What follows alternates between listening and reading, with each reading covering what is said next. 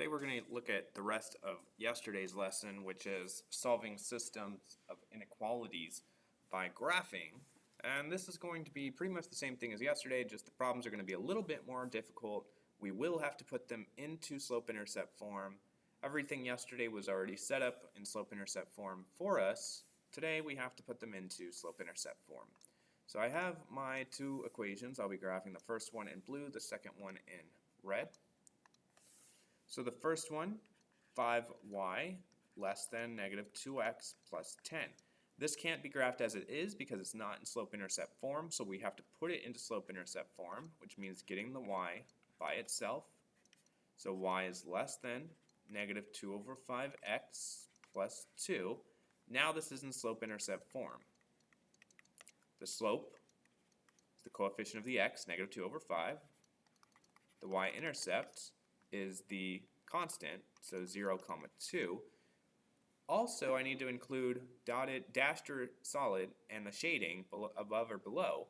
This will be, since it does not have an equal to symbol, it is dashed. And since it is a less than symbol, it is below. Less than means below. So I will graph this 0, 2 right here. And then it's negative slope, so it should be sloping downwards. So I'm going to go down 2, to the right 5, which will put me right here. I'm going to connect these with a dashed line.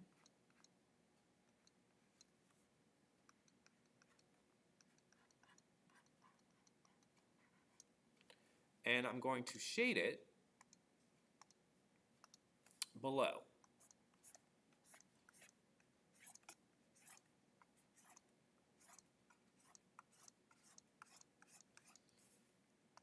Alright, now I need to do the exact same thing for the second equation. X minus 4y is greater than 8.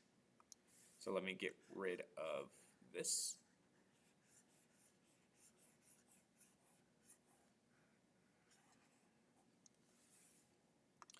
Second equation, x minus 4y greater than 8. This is a multi-step to get this solved for y. First I will subtract x. So negative 4y greater than negative x plus 8. I still need the y by itself, so I need to get rid of the negative 4. So divide everything by negative 4. Remember, when you divide or multiply by a negative number, the inequality symbol switches around. So y is now less than 2 negatives, so that's just 1 over 4, because there's a 1 here. Negative 1 over negative 4, so 1 over 4x. 8 over negative 4 is negative 2. So this is my slope-intercept form of the inequality. I need to identify the slope. I need to identify the y-intercept. But then I also have to figure out what the inequality symbol is trying to tell me. So slope is 1 over 4.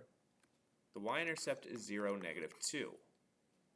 The inequality symbol does not have an equal sign, so it's dashed. And then it's a less than symbol, so it is shaded below. Alright, so 0, negative 2, that's right here. Slope is positive, so the line should be sloping upwards like this. So I'm going to go up 1 and then right 4. I will connect these with a dashed line.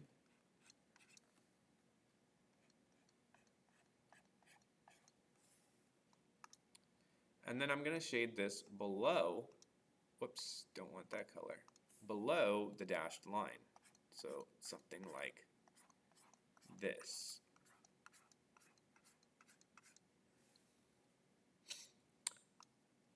The double shaded region is going to be my solution. So my solution is going to be everything I shade in pink, which is all of this right here. Everything that's shaded in both blue and red would be my double shaded region. So anything in this pink region would be a solution to both inequalities, which means that it's a solution to the system. All right, anything in this shaded region would be a solution to the system.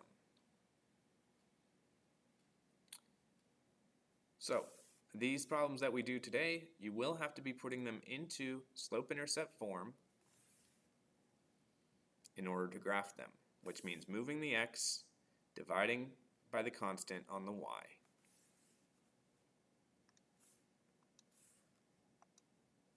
All right, so this was day 2.